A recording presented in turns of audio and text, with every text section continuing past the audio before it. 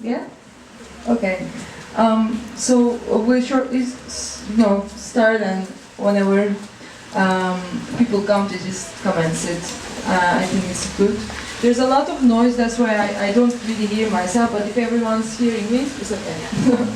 So, welcome all, thanks for coming. I'd like to introduce you to Alice von Bieberstein. She's a social anthropologist living in Berlin and doing the research and fieldwork in Muş in eastern Anatolia about treasure hunters and their relation to the Armenians, basically the Armenian history of the place and the Armenian situation that we are living now. And as you maybe you have visited already, or you just arrived, the ceiling that I've made this year for the Biennale is a ceiling that shows carved signs that I found on web forums, where a lot of treasure hunters looking for treasure were sharing the pictures of from all over Anatolia, the signs they found on stones as they were looking for it and asking the meaning of these signs to one another and trying to grasp a meaning of the sign and also where the sign can lead them. And then I was curious about how this affected, the whole unwritten narrative and history of our past that was shaped with the Republic, and that how the Greeks, Armenians, and all sorts of people had to move from their houses and leave their belongings and homes behind for the hope that they would come back sometime and dig their treasure. But some of them are still coming in looking for their belongings and lost ones, and some of them has already gone.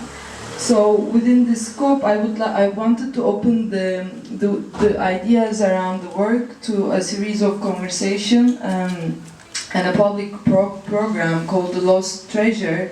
And starting with Alice today, we will have two more speakers on 19th and the 19th of September and 1st of October in Jazair to discuss these ideas around this work that relate us to back to our history. And the other speakers will be Zeynep Oğuz from Hrant Dink Foundation, and they are running an inventory of the non-Muslim wealth and all over Turkey, so they will present their project. And also Neşe Özgen, who's a sociologist studying the borders, will give a talk about how human body is used as a treasure in these borders of Turkey. So that's the other program. But coming back to today's program, Alice came from Berlin yesterday to thank you, Alice, and she's a great writer. She's written a lot of articles about this issue, and I've read a couple of her articles and ideas, and I was so surprised that somebody was working on this field that I was kind of trying to grasp, and we coincidentally met on Facebook again when I was talking about what I've been doing in the process of this production, and I was sharing my production process, and then there's a friend of ours who introduced us, and then we find out that we're kind of thinking similarly towards this subject. So I would like to, this is a talk of Alice, so I would like to give the microphone to Alice. It's going to be like a half an hour talk developing ideas around the subject, and if you may stay until the end, then we're opening it to the questions. Thank you. Hello everybody, welcome. Hoş geldiniz. Yes, I would like to thank Deniz for the invitation, İKSV, for making it possible for me to come here, see it not only on the photographs, but for real. And I first wanted to draw your attention to the building itself, which was introduced to me as an abandoned Greek house. And you can come through, and maybe we can keep the corridor a bit free so that people can still come and go. That would be really good, not to make it a closed space. And because I think it's very important to think about where this piece is actually being exhibited. And so it was introduced to me as an abandoned Greek house, and when we kind of talked about it with Deniz, it turned out that it now belongs to a rich Turkish family, and so the original owners are kind of unknown or have been made unknown. I mean, we always have to, introduce these very active verbs, not to make it seem like something natural is happening here, but these are the active processes of expropriation and dispossession that we have to think as the condition of possibility itself for making possible for us to be here today, okay? Because of course it is this rich Turkish family that actually gave the permission to install this piece, and not the original owners, the former Greek family, who might have said, fuck off. Who knows, I mean, we don't know, but I think it's something that we have to kind of keep in mind. So, so it's important to think about all of these dynamics of hiding and revelation, and kind of corresponding concerns with truth and secrecy, and this idea of something coming to light, which is both a societal process in a way that is driving a lot of people, including Deniz's work, but a lot of people in Turkey in the last sort of 10, 20 years. And so this kind of dynamic of truth and secrecy and kind of hiding and revelation is at play, of course, in a kind of doubled way almost. I mean, both in the work itself and how it's come about, as well as in the theme, So, because of course this kind of concern and the curiosity and the will to know that is made possible through a kind of liberalization of the public sphere, at least a differential. Of course, it's always, other chapters remain closed, but at least over the last 10, 20 years, certain realms of knowledge, certain stories have become accessible that have formerly were off limits or were hard to access. And a lot of people are in a process of kind of curiosity and engaging with these kind of knowledges and stories. And these are driving such works, for instance. But of course, it is also something that is inherent in the practice of treasure hunting itself, which is an obsession and a kind of pleasure of digging and rendering visible what is inherently and by definition invisible.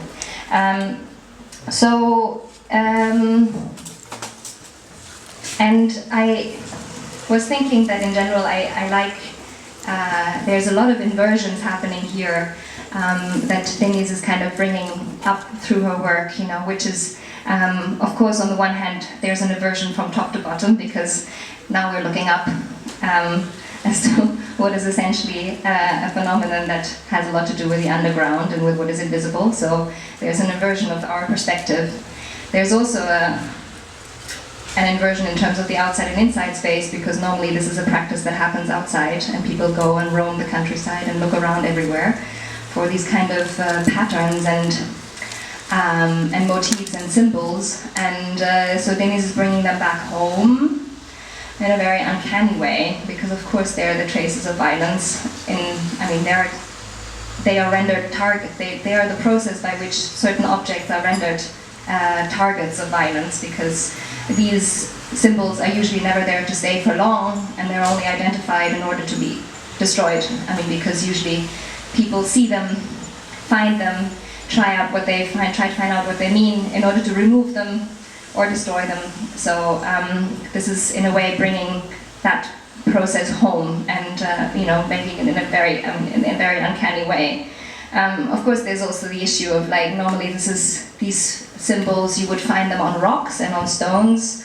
Now they're on wood, which has been very cleaned as a surface in a way. It's a very smooth surface, what is normally a very rocky kind of surface. So there's a lot of kind of inversions which mirror this kind of dynamic of hiding and revealing and these kind of things, which I think is fruit and food for thought. Now, as Deniz introduced, I've been doing field work in a region that can be referred to as Eastern Anatolia, can also be referred to as Northern Kurdistan or Western Armenia. It is known by many names, which is part of the story. My background is I've worked sort of on the Armenian communities in Germany and in Turkey. So when I first came to Mush, that was part of my background and kind of part of what I listened into, and it soon became clear to me that the most frequent reference to the term Ermeni is indeed in relation to gold, altın, or treasure, define, hazine, and this is how this term circulates the most. Besides reference to the descendants of survivors who survived by converting to Islam, so these are the Islamicized Armenians or the descendants of Islamicized Armenians, and that is also a very frequent reference. So within the kind of general population, people refer to, that he's actually Armenian. This is a kind of by blood logic, not by much else, but still. So it drew my attention because it's a very frequent kind of topic of conversation and stories, and because it's entertaining and has a lot to do with kind of sort of pleasure of adventure and kind of exploring and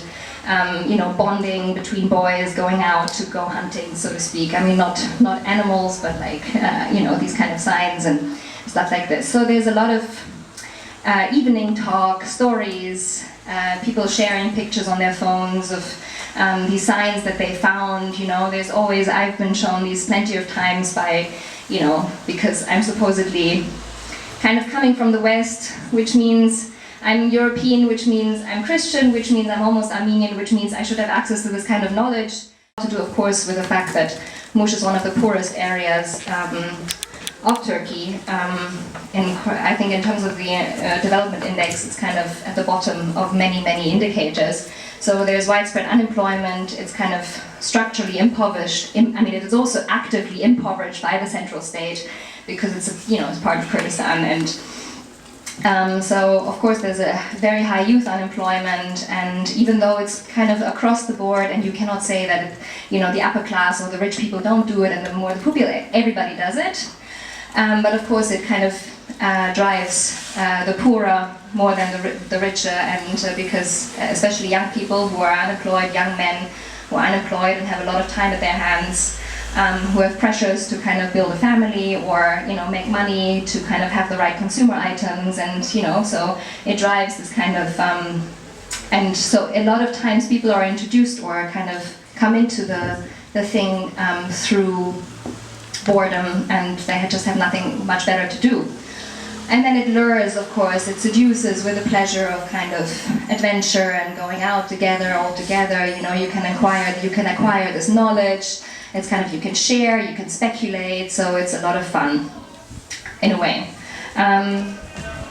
Officially, legally, of course, it is forbidden, and there's a lot of ways in which there's ways of trying to avoid the radar of the state. Okay, I'm trying not to take this personal. There's a lot of going on. I know. You're just gonna catch a bus. I know, it's fine. So, yes, officially it's forbidden, but that doesn't mean very much in Turkey, as we know, because it's kind of tacitly tolerated, and there's of course ways actually in which this is actively promoted. So, although there's all these kind of, you can get a permit, you can apply officially at the governor's office to apply for a permit to dig. Nobody, of course, does that because it's also very easy. Eventually, you can get a reward if you actually inform. If you go out without a permit, let's say you're 4 people, you go, you dig, you actually find something.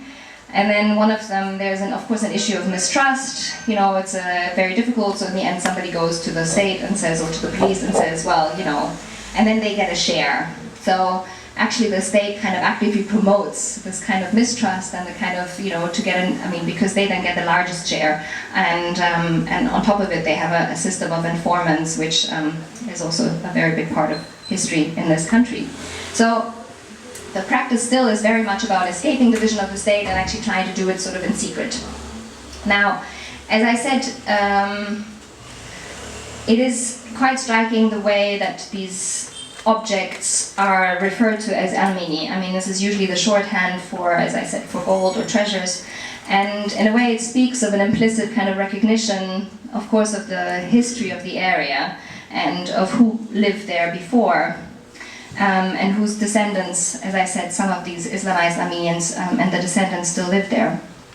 And this kind of implicit acknowledgement of the history, of course, has a lot to do with the fact that simply there is a local kind of knowledge that is there because people just know. I mean, this is not like in the west of the country where, Armenians might have come to Turkey after the fall of the Soviet Union. I mean, there's all these kind of weird understandings that, Armenians never lived in these lands, that is more prevalent on this side of the country, which you do not. I mean, in Kurdistan or in the east, it's kind of very clear, there's a very kind of rooted local knowledge of that history. And of course, in the recent years, it has also become part of the Kurdish movement's political program that sets them apart from other political forces in the country, this kind of active recognition.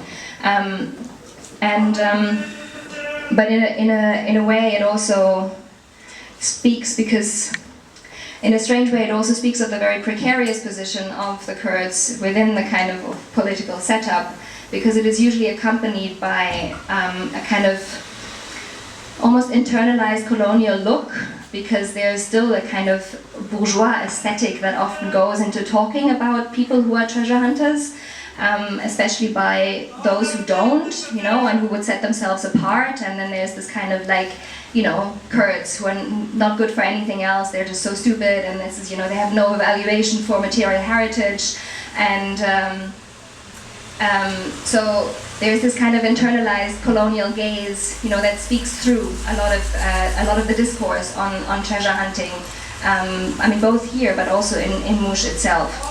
And but what is interesting nonetheless is that even though these objects and the kind of things are always referred to as Armeni, the thing itself, and even though it is somewhat embedded in this discourse of also of a lost modernity, there's all this talk of when the Armenians lived in this land, there was the slopes around Mush were filled with vineyards, and we had all these wine factories, and the wine was exported to Marseille, and we had these clay pipes, and they came down from the mountains, and people were sending milk. They milk the cows up on the mountains, and the milk would flow through these clay pipes. And there's all this really insane talk of the ingenuity and the craftsmanship and the artisanry and the kind of of the Armenians again, as opposed to us stupid Kurds who don't know how to do anything. So that's kind of part of the talk. And so, in a way, though, this history becomes very unspecified and unspecified in its actual kind of presence, and it's almost a mythical time. And the way people move around the landscape, or how I've experienced it, and how I've moved around the landscape with people, is that it's really cut. There's space here. You can sit down. It's really cut off from an actual engagement. There's no. It's a very cut off history in a way. It's it's a very mythical time, and it's unspecified, and it's really kind of a signifier of a very generic pastness. It becomes a signifier of the original, of the authentic, and which will slowly bring us back to this kind of fascination with symbols. Because it becomes these objects are kind of almost auraticized. I mean, they're invested and charged with a particular aura, that of something that is then cherished and held and kind of cared for and handled with great care and wonder, because these things come out of the ground and they are treated, that they come from an era before, of course, mechanical reproduction. There's the ideas of craftsmanship and artisanry attached to them, which is something that is very distinct from consumption patterns now that we are surrounded by in the present. So it's fascinating the way people give these objects a very special place in their household. They might be wrapped up in if something is found, they might be wrapped up in kind of special pieces of cloth, held in a special corner, taken out to kind of be looked at. And there's a lot of kind of curiosity and a kind of hermeneutic, kind of a reading of what this object might tell me, okay? So there's an incredible attention given what the different parts, what the shape, what the kind of ciphers and the kind of reading and the symbols, what it might mean, you know? So, you know, like might be a little statue of Mary that has been found in a field. It's made out of bronze or whatever, and then, you know, it's like handled around. People put it in their mouth to taste the metal. It's like people try to imitate the posture to see, well, what is she holding in her hand? What does it mean? You know, something has faded here. What could have been the inscription there? I mean, there's an incredible kind of investment in the object itself and in what the message that they might hold. And so it's really a lot of things have been written in a way about how things come to life and how things, and I think it's a very fertile kind of field to think about how objects, how we can think about objects in the ways that exceed their kind of representational quality, because this is not just about what it means, you know? These are objects that come alive. I mean, they hold riddles of, you know, of mystery. They need to be deciphered. They need to be decoded. So these are objects that are very much alive in a way. And of course, and there's a lot of writings or a lot of things that people have written and thought about how processes of destruction, in particular, how when objects that might be considered sacred or hold particular power, how particular objects actually attract this kind of attention, and also an attention of desecration and attention of ruination. So how some objects, you know, it kind of, people want to go at it. Like, you know, after the collapse of the Soviet Union, people go and kind of want to destroy or rip down particular monuments and stuff like this. So there's of course objects that attract this particular kind of, you know, you want to unleash violence onto them, or you want to care for them in a certain way. So it's kind of interesting to think about not just like what they mean and how they might be embedded in a history of kind of representation or references to an Armenian history, but it's really interesting to think about how people handle and care for them, and this kind of aliveness of these objects and how we can think about them. So,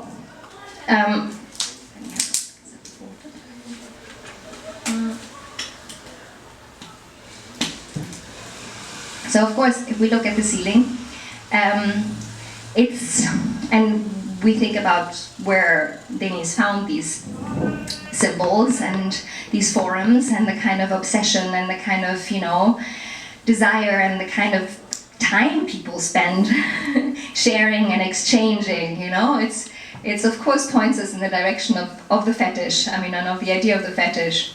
And it's kind of interesting, there's an anthropologist at Columbia University called Michael Tausig. He's quite kind of a pop, I mean, he's a bit of a pop figure.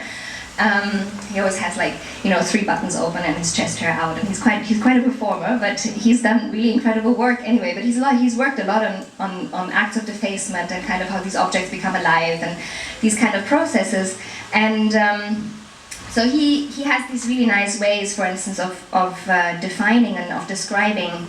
I have to find the structure as that which absorbs into itself that which it represents, but erasing in the process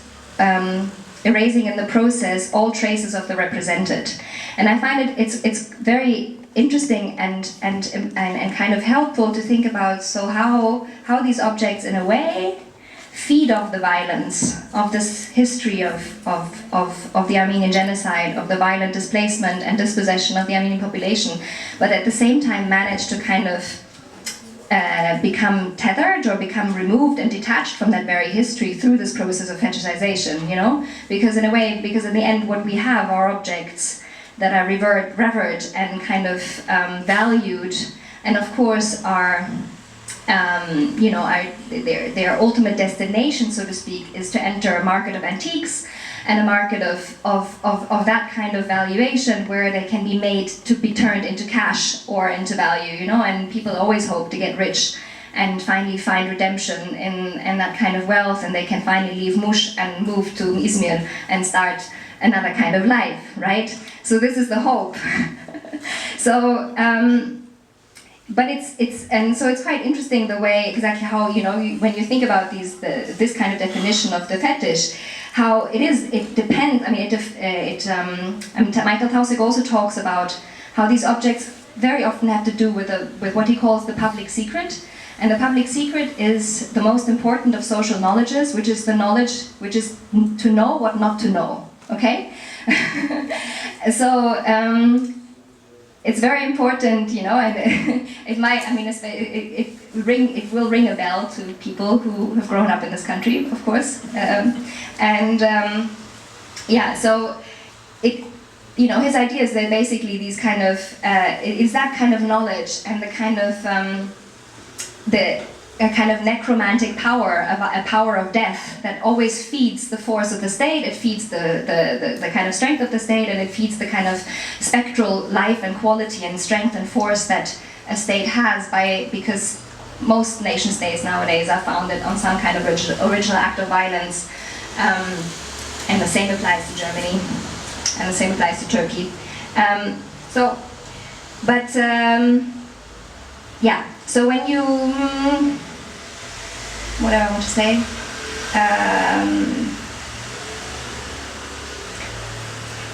So exactly. So this idea that basically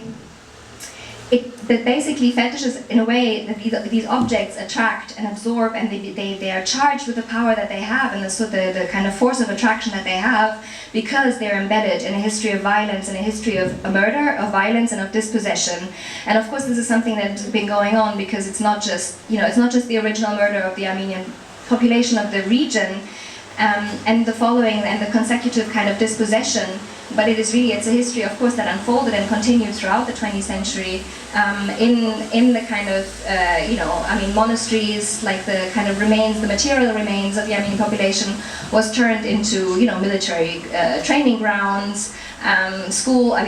Graveyards were dismantled and turned, used to build schools. So there's a long history of kind of dismantling these material structures that were left by those who were killed, and using them to, turn them into all sorts of other kind of spaces. People found them digging somewhere, they get their special place in the corner. There's people found metal bowls, and then you're like, oh, can I have a look? And it says like made in China on the back, but then these objects are still like they hold a very special value in a very special place, and are given these very kind of special corners in people's homes and shown around, and still made of these objects of contemplation and speculation, and kind of become an object around which people can have a conversation. So in a way, it's another way to think about it I try to make sense of it is exactly through this kind of detachment. What I was always very struck with is exactly how, on the one hand, there's a kind of archaeological passion and an archaeological curiosity, because these objects must be constituted as coming from the past and having this kind of status of an original. But at the same time, there's always the kind of engagement with them and the reading with them is always future-oriented. It's always about where can it lead me? Like, okay, this is what message might it hold that might help me find the next step, like in the puzzle.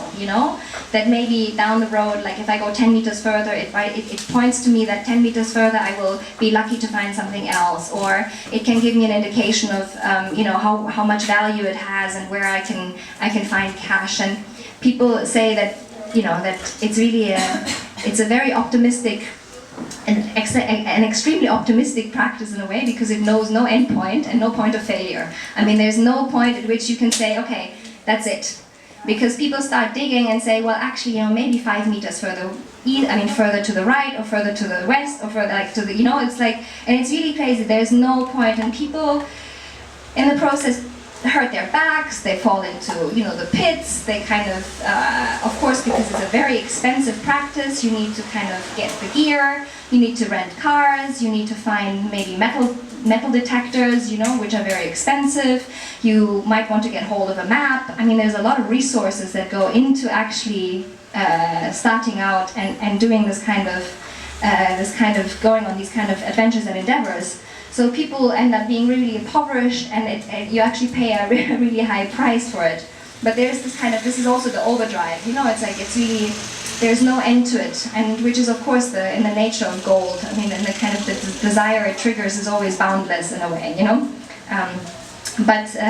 So in a way, it's interesting because as these objects kind of appear from the ground or they appear out of nowhere, there's no recognized human body. I mean, there's no person who actually gives these objects, right? They kind of appear out of nowhere, and they appear as if they come out of the future. I mean, they come out of, you know, somebody has left them, but it's really up to the person who finds these objects or engages with them to, in a way, constitute them as this kind of pure gift that comes out of nowhere, or is it part of a transaction over time, if you see what I mean? Because it's quite, the way you handle and engage with them, it's kind of up to you to say, oh well, do I only engage with the message itself, or do I engage with the person who left the message? You know, am I open to actually think about who made this, and through whose hands it kind of passed, or am I only interested in the object and in where it might lead me further? So in that sense, you know, it's I don't know, it's somewhere we can think about the kind of, if there is a space for the ethical response, so to speak, and for the ethical relation to the original makers and the original owners, and this kind of, if it's something that appears from the past and was given to you and is a gift from somebody in a way because it comes out of the ground, or if I deny that kind of relationality and I constitute it as this pure object that kind of comes out of nowhere and I can just take it and kind of handle it and pass it on. And so in general, I mean, my experience is that exactly this kind of, because this Armenian history is kind of mythicized and kind of, you know, held in this generic pastness modus, it assists in kind of denying the relationality that goes into relating to these objects as part of a network of relations, you know, that kind of made this bring about and kind of can make me think about how I stand in relation to other people who are no longer there by means of these objects, okay? But I mean, the way that I think about it is, so on the one hand, this relationality is very much denied, precisely through this fetishization, through this process of fetishization, and through this process of cutting, and this process of denial that kind of reappears despite the implicit recognition of it being Armenian. You know, there's still a kind of investment of denial taking place, but in a way, there's theories of the gift and kind of commodity exchange and this idea of the gift, and how a gift always incurs a debt, right? So if you get something, it's never the pure gift. In a way, you always owe something to the person that's given to you, you know? And in a way, that this denial, kind of the denial of the relationality and the denial and the disavowal and the rejection of the debt or of the ethical response to the person that gives it, in many ways actually comes back as a curse. And the curse, or the kind of curse, comes in the form of this extreme poverty that hits most of definitives. I mean, most of these treasure hunters search a lifetime for things and spend thousands and thousands of liras and euros without ever finding anything. And the second thing is, of course, that these objects are extremely, in a way, elusive and evasive, because mostly they appear only to disappear, because either somebody is an informant, informs the state comes and takes it all, or it's, you know, stolen by the uncle, because the uncle says, okay, we dug it together, but whatever, I have the male authority, it's patriarchy, you know, so the cousin, whatever, found it with the cousin together, but the cousin has no say, because if the uncle takes it by himself, nothing you can do, you know. On the other thing is, there's all these kind of stories of, there are stories of spells. This is another chapter, but so this idea is that Armenians, before they left, cast spells on these objects. And that you have to have the right spell break, because if you don't have the right spell break, the treasure turns into butterflies or dust if you lift it.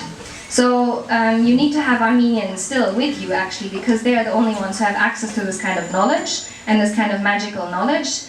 And there's, you know, so there's still, even though, you know, so there's this kind of these treasures are always haunted, because there's also stories of people dig the foundation of their house, you know, they start thinking something is under my house, they start digging the house and the house collapses over them. Or there are stories of people finding stuff and somebody actually becomes rich but 2 years later they suddenly die.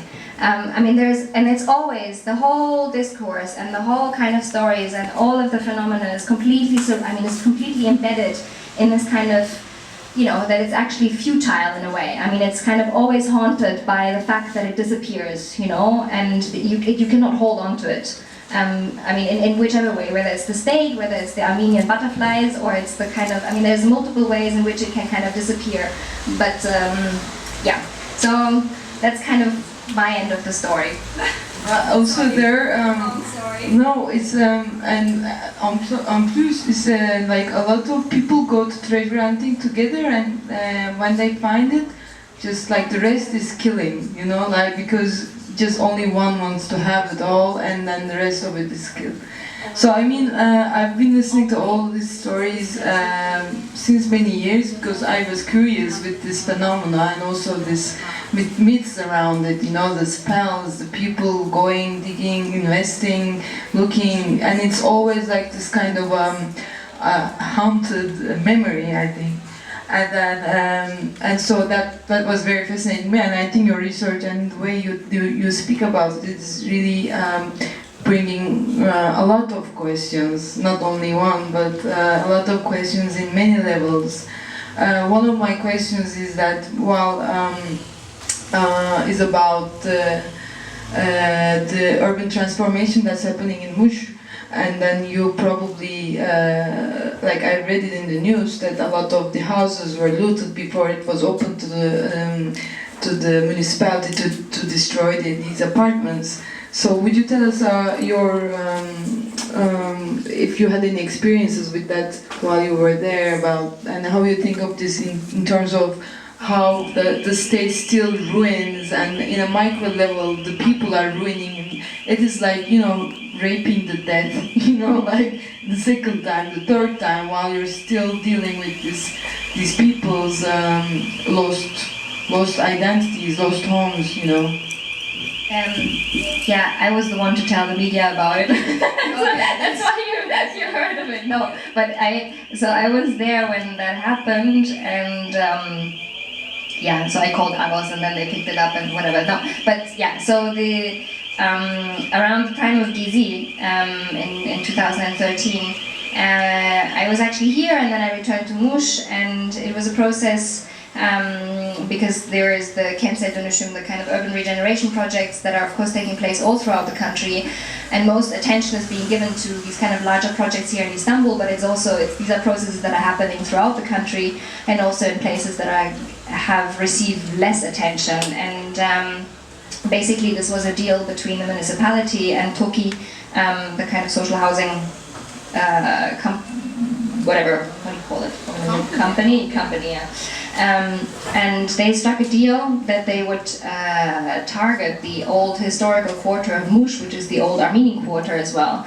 And so the idea was to kind of destroy the remaining old buildings of the place. And it's on top of, you have to imagine Muş is on a slope, okay? It's really, Muş is, it's a big valley, and the city itself is kind of settled on this kind of slope. And the old quarter of the town, the old historical quarter, is at the very, very top, and then basically that was abandoned in kind of Republican time, and the kind of urban structure sort of developed by rippling down the hill, basically. So on top is where the poorest of the poorest remained, because these are houses that have, no canalization, no central heating, of course, and waves of kind of villages. Lastly, also in the 90s, when villages were burned, they kind of came to settle there.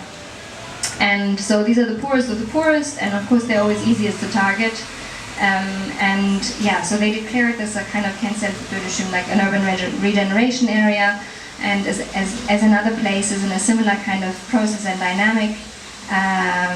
They were given inhabiting an apartment in these kind of TOKİ buildings. But of course, because the state says, well, these TOKİ apartments, they're worth more, they're more valuable than these old historical buildings in which you've lived, besides giving us your land and us giving you a flat, you have to pay 30,000 or 45,000 or 20,000 lira on top of it. which of course is more than most of these families are going to earn for their entire life. So, but there's no other way than to kind of sign the contracts. I mean, there's no legal way to appeal. And so this is kind of course, if you think against the background of the expropriation of Armenians and the displacement and the kind of expelling of the Armenian population of the quarter, which happened a century ago, more or less precisely a century ago.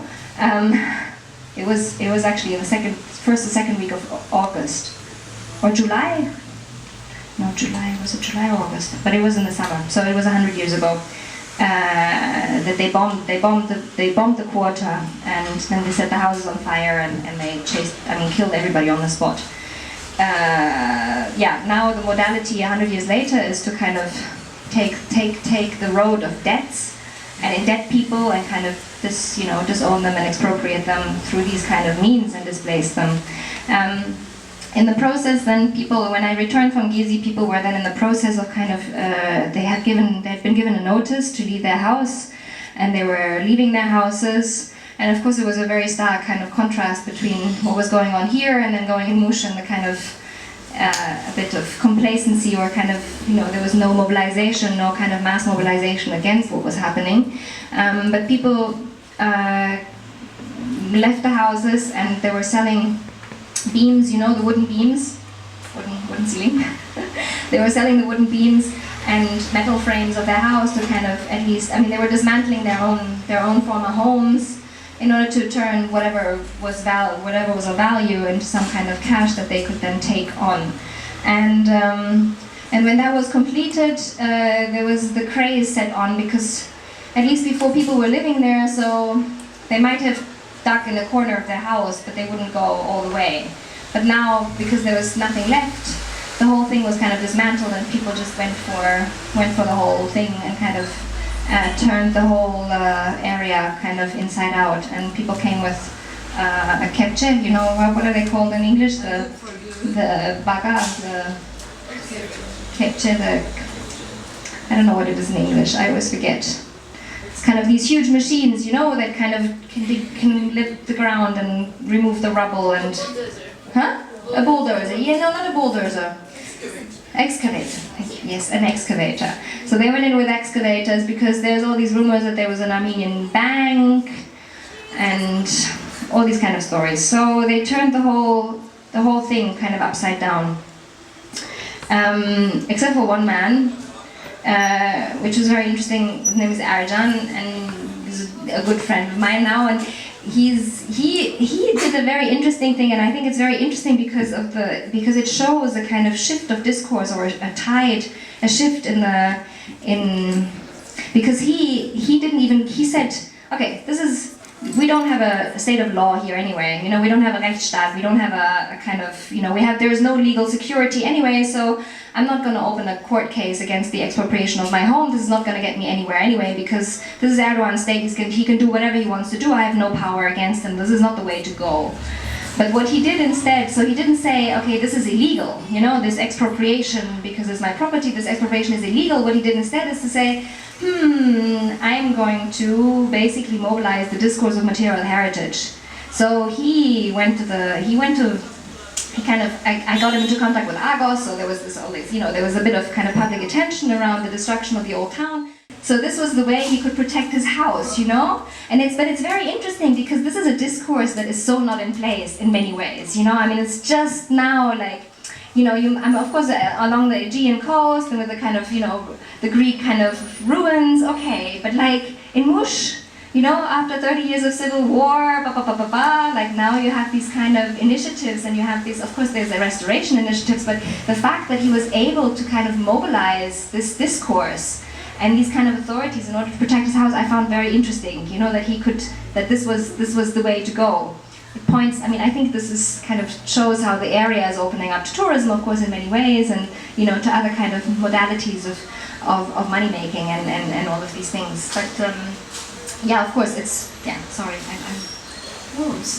I would like to ask if you have any questions, or I can go further, but I would just if anyone's dying to ask a question. Because because I think it's an interesting subject, and I mean, if there is no question, I can ask one more. Yeah. Can you hear me, right? Yeah, okay, clean the other room. Oh, yeah. When I first saw the work, it's very powerful in the sense that there's all these little stories that are very evasive and fleeting, and you kind of want to catch on to them and you can't. And you just told us of the ways in which these treasure hunters are kind of like appropriating and then kind of like doing away with the story. And it's very heartbreaking that way. And I'm still, as you were talking, I found myself wanting to find some kind of a connection to the storytellers themselves, and this is a story you're actually telling us, that how these stories have been broken, and that's the idea. That's the idea of the life we live today. So what I'm wondering is, two things you mentioned. You said there were spells on these objects left from the Armenians, and only if there was an Armenian left, going around with these people, could they break the spell. Have you ever spoken to those Armenians? Any Armenians who are actually like looking for objects with the other people, with the treasure hunters, and or any other people who are actually like going back, not looking for treasures, but kind of like trying to find the sign they left behind, the story they wanted to tell. Is there another way into the story, the actual story?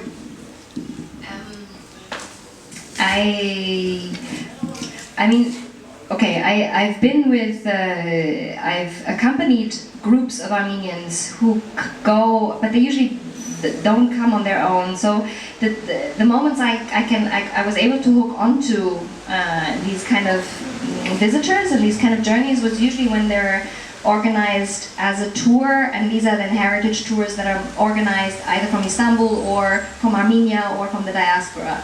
So, and these are then kind of pilgrimage tours, and of course this is another modality of engaging with the land, and so these are kind of tours that then people are descendants, sometimes old, so there might be the direct descendants of survivors, or the grandchildren who heard a lot of stories of the origin of the village of their grandparents and who want to come and see it, and sometimes have very detailed knowledge of the topography or of the kind of setup.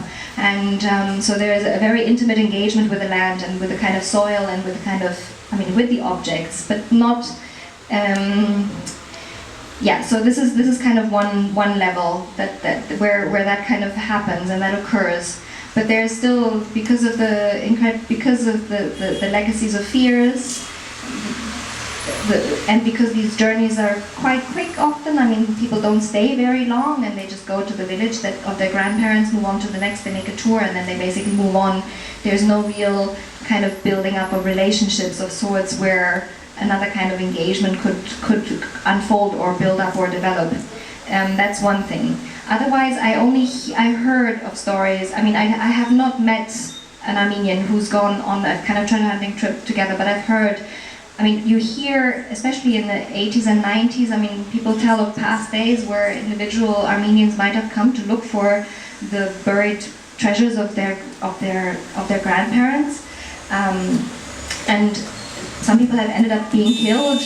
So this kind of the death of the donor, killing the giver of the gift in order to render it as this kind of thing is not something that is just kind of metaphorical. It actually happens, okay, or people tell me of it happening. I was told one story of two Armenians coming from Istanbul through a contact in Mardin of an Islamicized Assyrian. Anyway, this is a kind of complicated story. And they took them on a trip because they had found a stone that had the shape of a snake, and they wanted to dig there, and they were digging fine, and then this Armenian from Istanbul was holding some kind of rosary in his hand or something in his hand, and he was murmuring kind of, but inaudibly, not loud. And so the guy who was telling me the story said, he was doing this, and suddenly we were hitting, like we were digging really smoothly, and suddenly we got to the point where it stopped, you know, we couldn't dig any further. And then, you know, he's like, this is really strange, you know, and he said, like, you have to be there to see it and believe it, you know, that these things are happening, you know. So that is kind of where the Armenian reappears as actually having a kind of agency and power over the process itself. And so basically they didn't trust, I mean, he said that, you know, they didn't trust somebody, they didn't feel comfortable, so through this kind of spell or through this kind of magic, they managed to just kind of stop the digging. Then there's, of course, Armenians are not just people who come from abroad, the Armenians are also there. So, I mean, in the sense of these descendants of the survivors. And there's a tricky kind of, let's say, performance or kind of, performance of identity that takes place with these, because vis-a-vis me, they approach me often with a very openness and a kind of like, that I'm kind of potentially one of them, or that they can trust because I'm not Muslim, I'm not Turkish, I'm not Kurdish, I'm not all of these things. I'm not a treasure. Well, yeah, that's not so important. It's more that I'm not part of the body, or the kind of the body of repression, okay? Or I'm not kind of that. So I'm potentially an ally, or potentially somebody that one can confide in or can build trust with, or I'm part of this Christian whatever. But so when I talk to them about this, it's like, oh yeah, it's so terrible, you know, all these treasure hunters, and you know, the way they destroy, and no respect for history, no respect for, and this is our stuff, blah, blah, blah, blah, blah. But you know, then around the corner you hear that they're very much into this. So it's not, you know, there's also kind of course, because a lot of these Müslümanlaştırılmış Ermeniler, or this kind of, these Armenians are very much in the process of rediscovering and redefining themselves and remaking themselves as, because now there's a space opened up for expressing themselves qua as Armenian, okay? So this is no longer impossible. So there's a lot of experimenting with what that can mean, you know, how I can be Armenian in Mush, like what does it mean? And of course being with me is a moment to kind of perform that and kind of play with that.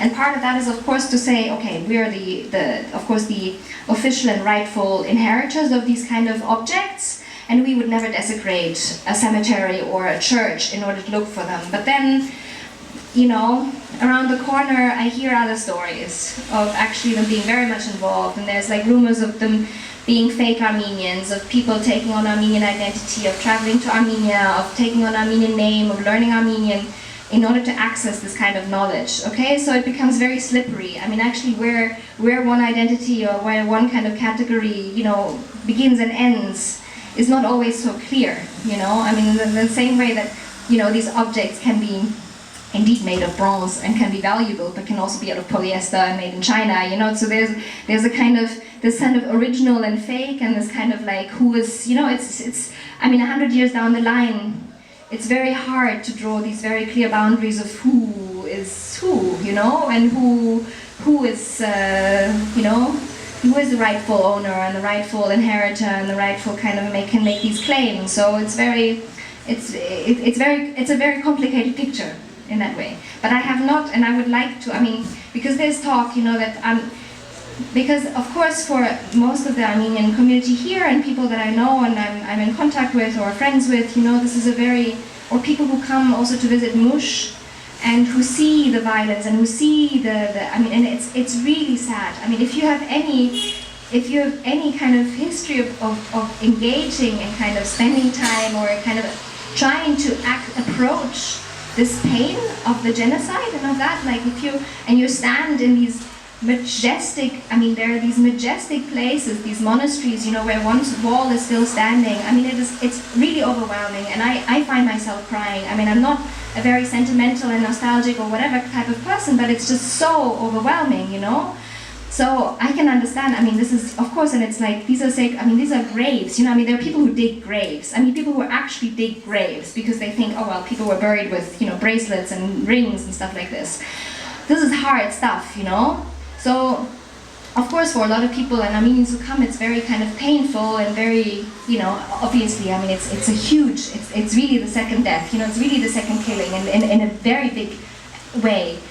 But then you also hear, okay, but there's also Armenians who are like in, you know, Kapalı Çarşı, or who are, you know, businessmen who might be the intermediaries of actually dealing with these kind of objects and might sell them, blah blah blah blah blah. So it's always, there's never an ethical kind of clarity, yeah, in the picture, yeah.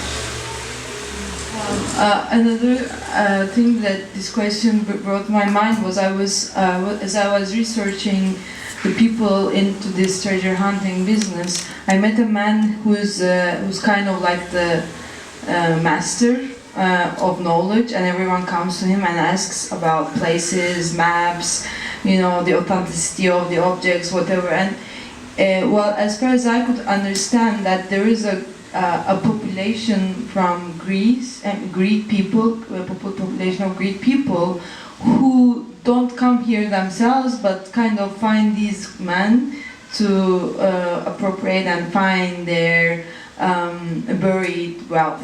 So it's not that real people come here and they try to find their buried treasure via through Turkish people still or Kurdish people still, so that there is like this another layer of not going to homeland, not going to your past and history and memory, but just trying to access your wealth that was left there in Turkey in some time, and then if you could still acquire it. So there is that kind of a level to it as well. And when you were speaking, I have one more question. When you were speaking about the Kurdish population that's into this treasure looting business, it's also interesting that while I was researching, I found a lot of people digging for treasury and finding like bones of people who were murdered in the 1990s, the Civil War. And I don't know if you kind of cross-read this with still a lot of the unresolved murders of the 90s and the Kurdish people's involvement with this, and they encounter while they are researching a treasure of the Armenian past. It's like there is like this double reading to it. Do you agree with me?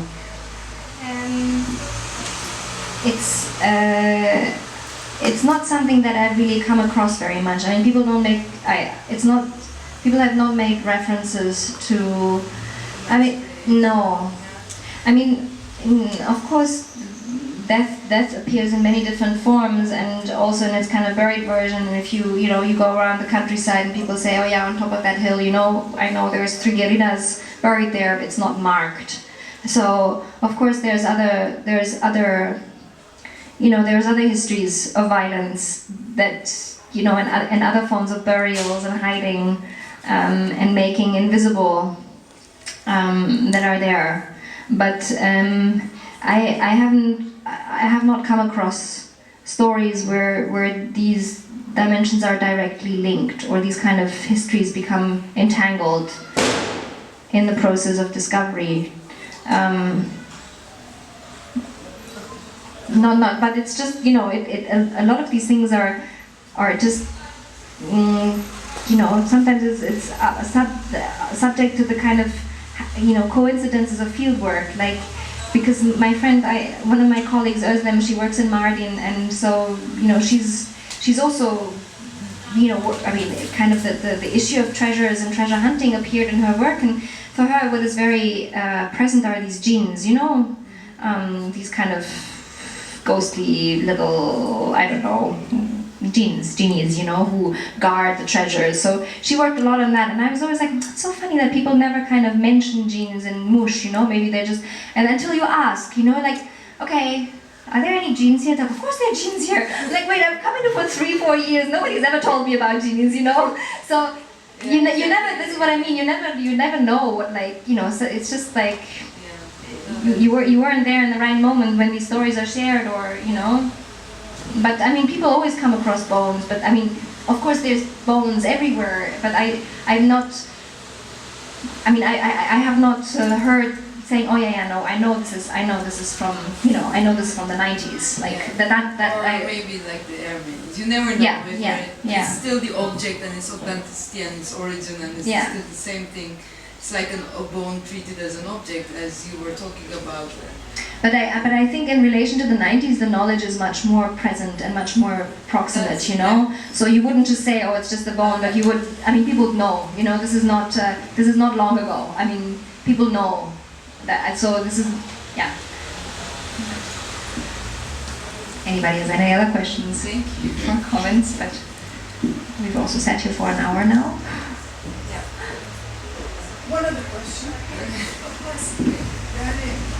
For example, when you look with people, with the treasure hunters, to pictures like, you know, like that, or like, there was this one, maybe it was in the other room, this one guy had a dead child, and then, you know, I mean, when I look at it, one of the children is like lying down, one of the children is lying down, and the other, like, stories that are really, really, really like humane, like tell us really obviously sad stories. When you talk to treasure hunters about this, like when you're looking at the actual picture, what happens? Yeah, no, You don't do that. No, not that I don't do it, but I haven't come across these kind of people lying down. No, I have not. I mean, mostly they're crosses, or they're more abstract symbols, or swirls, or a snake, or a kind of the bear, or you know, these other kind of. I haven't come across. I mean, people haven't shared these like more. I mean, symbols that point to a more concrete event or scene in that way. Well, another thing, like when because I collected them from the forums, it's also weird to me that a man would post a picture like this and ask what it means and how he would go to the treasure, you know, with this, how might it become a symbol. And I was like fascinated by the answers people are posting, you know, and it's like that's kind of another work. And I was thinking whether to include that information I possess to the work or not, and I decided to leave it out and leave this space like this. But I am thinking of dealing with this information because, you know, when you post a picture and then you ask a question, and a lot of people make up like all these, you know, knowledge, and they think it's narrative and it's right narrative, and so it's also interesting to view that on these internet forums. Anyone mentioning? You know, it's so funny. This is like the language that's like street language, you know, hey bro, you know, stuff like that. But it's like there's a lot of swearing that's going on. Oh, you don't know what you're talking about. So it's a lot of you don't see knowledge, but you see a lot of power tripping on the other. So it's not about the sign at all. You know, they're just kind of, they start power tripping after a point. But there were really interesting things because like one of the posts was like a man was posting a cross sign and then asking what a cross sign is, and then the people were so varied. Like some of them didn't know the cross, some of them said, oh, you don't know cross sign, you know, like this kind of an inner conversation starts building up in those forums. But yeah, I mean, I think I'm gonna do some other stuff with what I found there soon, yeah. Thank you for the people who are still here with us. And Alice, do you want to say anything else? And yeah, thanks a lot for coming and joining us.